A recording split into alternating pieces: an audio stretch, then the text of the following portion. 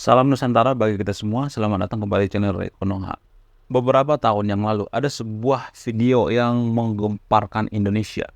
Habib Bahar pernah mengatakan kalau ulama-ulama tidak datang dari Yaman, dari Arab, dari luar ke Nusantara, maka Dudung sampai sekarang masih menyembah pohon. Jadi kronologinya, video ini sudah beberapa tahun yang lalu ya. Habib Bahar pernah ceramah dengan mencak-mencak gitu. Dia mengatakan bahwa jadi saat itu Habib Bahar ini berseteru atau bersitegang dengan Dudung, Jenderal Dudung maksudnya. Jadi Jenderal Dudung yang saat itu kasat ya, pernah podcast dengan Deddy Corbuzier. Jadi di situ Jenderal Dudung mengatakan Tuhan kita itu, kalau nggak salah ya, Tuhan kita itu bukan hanya mengerti bahasa Arab gitu. Jadi berdua itu nggak harus pakai bahasa Arab, bahasa Indonesia juga bisa. Nah, Habib Bahar saat itu kan mencak-mencak ya. Jenderal Baliho, Jenderal Baleho, Jenderal Dudung. Jadi dia mengatakan di ceramahnya itu, dia mengatakan, Dudung, kalau ulama-ulama tidak datang dari Yaman, dari Arab, maka kamu sampai sekarang juga menyembah pohon. Jadi dalam artian, kalau ulama-ulama tidak datang dari Arab atau Yaman itu, maka sampai sekarang mungkin katanya nenek moyang kita itu masih menyembah pohon gitu. Maksudnya menyembah berhala gitu. Nah, yang jadi pertanyaan, benarkah nenek moyang kita itu menyembah berhala? Apakah ini hanya propaganda? Apa sebenarnya informasi yang tepat? Jadi, sebelum saya jelaskan ya, apakah berhala ini beneran ada di Indonesia dulu atau tidak? Sebenarnya berhala ini atau nenek moyang kalian itu menyembah pohon, itu sebenarnya kalimat yang pertama kali mengucapkan itu adalah Belanda. Ini adalah strategi daripada penjajahan. Sama seperti ini, orang lagi main tinju kan ada yang namanya sea war kan, menyerang mental kan, seperti UFC misalnya kan ada yang namanya sea war kan. Jadi sea war ini digunakan untuk apa? Untuk melemahkan mental. Belanda juga seperti itu. Sebelum mereka menjajah semuanya secara fisik menggunakan senjata dan lain sebagainya, mereka duluan menggunakan apa? Menggunakan psikologi. Sea war. Apa itu sea war-nya Belanda saat itu? Nenek moyang kalian itu adalah berhala. Nenek moyang kalian itu sesat. Nenek moyang kalian itu tidak ada apa-apanya. Nenek moyang kalian itu kotor. Nenek moyang kalian itu tidak berdaya. Jadi dijelek-jelekin. Sejarah kita itu dijelek-jelekin. Apa tujuan mereka? Untuk memutus kita dengan nenek moyang kita. Itu tujuan mereka sebenarnya. Biar apa? Biar kita terputus dengan sejarah kita. Karena gini, Belanda berpikir bahwa negara yang maju itu biasanya negara yang menghargai leluhurnya. Contoh misalnya China. China menghargai leluhurnya kan. Mereka dipengaruhi apa? Dipengaruhi ajaran Confucianism.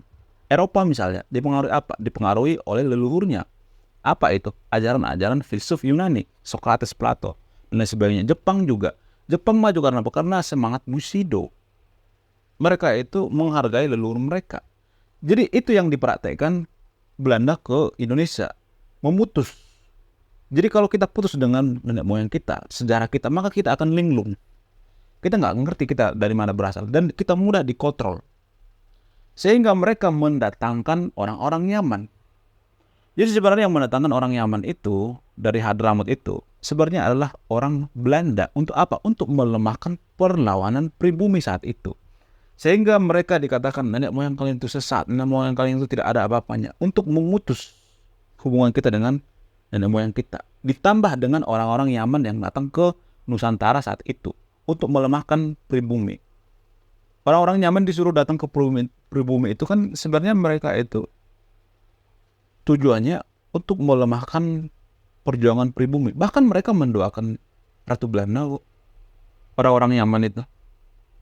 Jadi mereka datang ke sini sebenarnya itu, mohon maaf ya, dalam tanda kurung, bisa aja mereka dikatakan menjajah juga, membantu Belanda sebenarnya.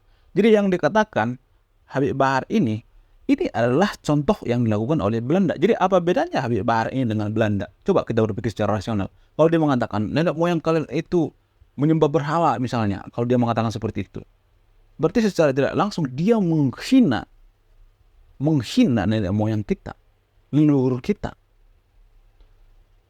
Lu waktu saat itu kenapa nggak ada yang marah? Nah, itu dia, karena udah berhasil doktrin-doktrin Belanda dan doktrin-doktrin orang-orang Yaman ini sudah berhasil mendoktrin kita.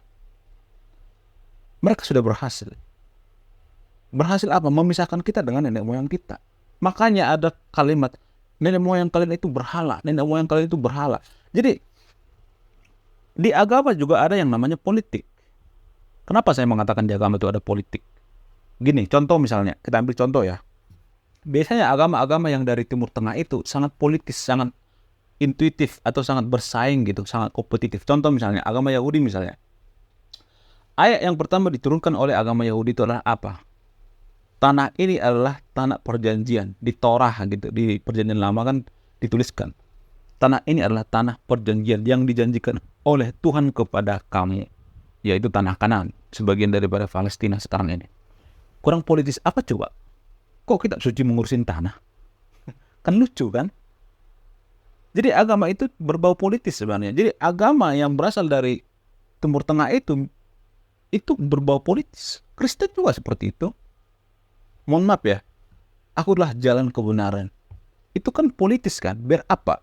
Biar kita ya masuk ke agama itu. Itu adalah bagian daripada strategi mencari umat, mencari jemaat. Itu politis. Di agama mayoritas Konoha juga seperti itu. Nenek moyang kalian itu berhala. Berhala itu masuk neraka, tidak masuk surga. Sehingga kita membenci nenek moyang kita. Ini bagian daripada politis. Agama itu sudah dibalut dengan politis, guys. Jangan salah. Ini ada politik. Jadi kalau misalnya kita menjual asuransi ya, misalnya menjual sesuatu barang, kan kita harus melemahkan saingan kita dulu kan. Jadi saingan agama-agama dari luar itu kan agama lokal ya. Jadi disisihkan dulu nih agama lokal gitu. Dikatakan, oh agama lokal itu masuk neraka, agama lokal itu sesat. Jadi agama ini biar bisa dijual, agama yang dari Timur Tengah ini, dari luar ini, mereka mengatakan seperti itu. Agama lokal itu berhala. Padahal kalau boleh jujur dari hati saya yang paling dalam, Katolik juga melakukan ini kok, seperti berhala kok. Kemenyan dibakar, lalu dipingin. Agama mayoritas di Konoha juga gitu. Kalau lagi ibadah, bersujud kok, cium tanah. Bahkan kalau ke Timur Tengah juga cium batu kok. Itu kan sama aja berhala kan? Secara harafiah. Jadi apa bedanya gitu? Jadi Tuhan itu tidak pernah mengatakan bahwa saya lebih cinta kepada agama luar, agama impor misalnya, daripada agama lokal. Tuhan tidak pernah mengatakan seperti itu. Apapun agama kita, apapun ras kita, apapun suku kita, apapun warna kulit kita, kita sama di mata Tuhan. Kalaupun ada yang mengatakan bahwa Tuhan hanya mencintai ini, tertulis di kitab suci, itu kan katanya. Kalau Nabi itu menuliskan kitab suci itu kan katanya. Tidak ada pernah yang melihat kan. Misalnya nih ada Nabi menuliskan bahwa agama ini yang dicintai Tuhan dan agama lain misalnya sesat, kita masuk neraka. Kapan dia bertemu sama Tuhan? Siapa yang melihat? Ya kan? Gak ada kan? Itu kan katanya yang disucikan, katanya yang harus diamini, katanya yang harus dipercayai. Itu kan katanya disucikan, dituliskan. Lagian juga setelah saya meneliti dan memahami, mohon maaf ya, tidak semua nabi seperti itu, tapi rata-rata nabi yang menuliskan kitab suci itu sudah uzur, sudah tua, sudah sepuh, sudah ada yang pikun, udah 70 tahun ke atas. Jadi nabi-nabi itu menuliskan kitab suci itu bisa aja mereka lupa atau pikun. Jadi kita manusia lah yang berpikir secara rasional gitu. Masuk akal nggak ayatnya? Bisa aja dia salah menuliskannya kan. Dan rata-rata nabi itu buta huruf loh. Bisa aja mereka salah menuliskan. Yang menuliskan biasanya asistennya. Sedangkan kita memberikan nomor handphone juga sama orang, bisa berulang-ulang kan biar tepat. Ini kan menuliskan kitab suci, bisa aja mereka salah tulis. Bisa itu tidak benar. Jadi kita manusia lah yang berpikir secara rasional, yang berpikir bijak. Jadi nggak ada satupun agama yang bisa mengklaim bahwa agama lain itu masuk neraka. Nggak ada. Kalaupun ada agama seperti itu artinya agamanya rasis terhadap agama lain. Kalau agama itu rasis berarti Tuhannya rasis. Apakah ada Tuhan yang rasis? Nggak ada. Kalau ada orang yang mengatakan bahwa nenek moyang kita itu masuk neraka, berarti ia sudah melebihi level Tuhan itu sendiri. Dia sudah melebihi kodrat Tuhan itu sendiri. Berarti dia sudah, ini Tuhan. Dia mengatakan Ini manusia, dia mengatakan bahwa kalian itu masuk neraka. Dia sudah melebihi daripada kuasa Tuhan. Yang benar aja. Gak ada Tuhan mengatakan bahwa agama lokal itu masuk neraka, agama lokal itu sesat. Gak ada Tuhan seperti itu. Tuhan yang mana seperti itu? Rasis. Tuhan kok rasis?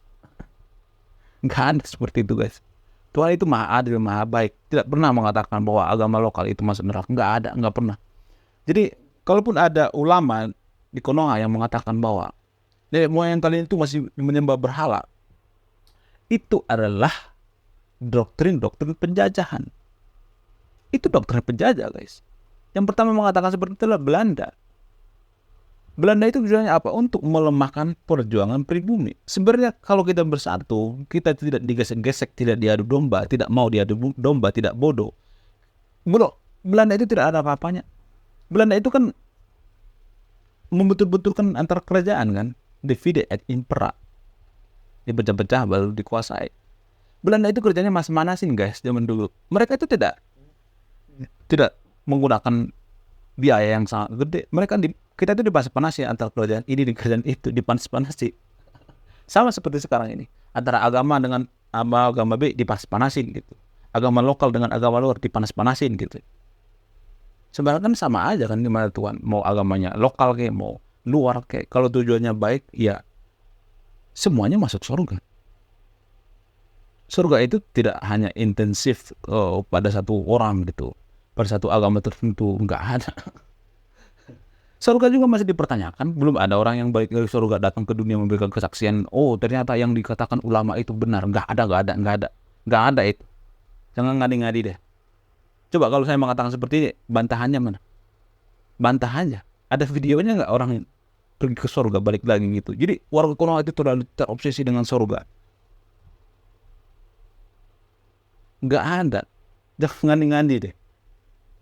Sehingga kita terobsesi dengan surga itu melupakan tanggung jawab kita di dunia. Ada yang banyak seperti itu di Konoha. Nah, yang jadi pertanyaan adalah kenapa, kalau saya melihat sekarang ini ya, kenapa kita lebih memuja-muji leluhur agama luar daripada agama nenek moyang kita sendiri? Kenapa kita lebih memuja-muji gitu agama luar daripada agama lokal gitu, agama nenek moyang kita sendiri? Kenapa? Setelah saya meneliti dan memahami, ternyata ini adalah bekas-bekas daripada penjajahan, doktrin penjajahan. Ini bekas-bekas daripada doktrin penjajahan. Kalau boleh jujur ya, kalau jujur yang sebenarnya, ngapain sih kita menyembah agama leluhur dari pasir-pasir, dari gunung-gunung gitu, dari gurun-gurun? Ngapain sih? Kenapa kita harus memuliakan leluhur mereka? Kita mau belakangi leluhur kita? Padahal kalau tidak ada leluhur kita nggak bakalan lahir. Harusnya kita berterima kasih dong. Tidak ada satupun negara maju di dunia ini yang membelakangi leluhurnya. Nggak ada. Coba kasih data. Negara mana yang maju di ini yang membelakangi leluhurnya? Nggak ada. Kita tidak bisa maju kalau kita tidak menghargai nenek moyang kita. Bukan berarti saya mengatakan yang nonton video ini harus semua beragama lokal ya. Enggak. Setidaknya kita menghargai. Itu yang sesuai dengan karakter bangsa kita. Agama lokal itu DNA-nya itu tidak pernah yang namanya konflik. Tidak pernah yang namanya ribut. Agama lokal itu tidak pernah mengatakan bahwa ribut itu adalah sebagian daripada iman. Enggak pernah. Enggak pernah. Ribut adalah sebagian daripada iman. Enggak pernah. Dulu saya melihat agama yang dari luar, yang khususnya agama Samawi, ribut aja kerjanya, perang. Bahkan di kitab suci agama Samawi itu paling banyak itu ya kisah-kisah perang. Di perjanjian lama itu di kitab agama Kristen itu perang.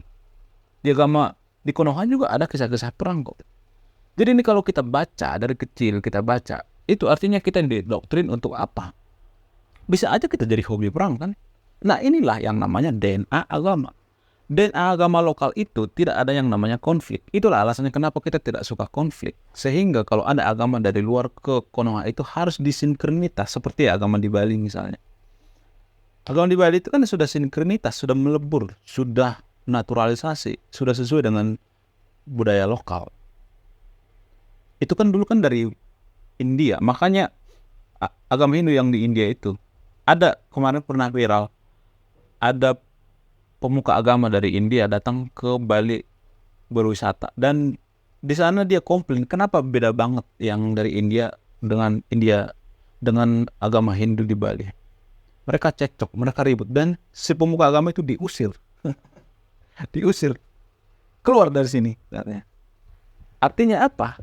Agama itu sudah sinkronitas sesuai dengan agama lokal, sudah sesuai dengan budaya kita. Jadi agama juga seperti itu, harus sesuai dengan budaya, harus menyatu. Tamu ya yang datang ke rumah kita, bukan tamu itu yang merajai kan. Agama dari luar juga seperti itu. Yang kalau masuk ke agama lokal itu bukan mereka harus merajai, yang mengharamkan ini haram, itu haram ini. Apa? Seperti itu beragama. Gak ada sopannya. Harus menghargai tamu dong. Itulah yang namanya beragama dengan menggunakan pemikiran yang waras. Tapi kalau saya melihat kita sekarang ini dalam beragama sudah tidak waras lagi.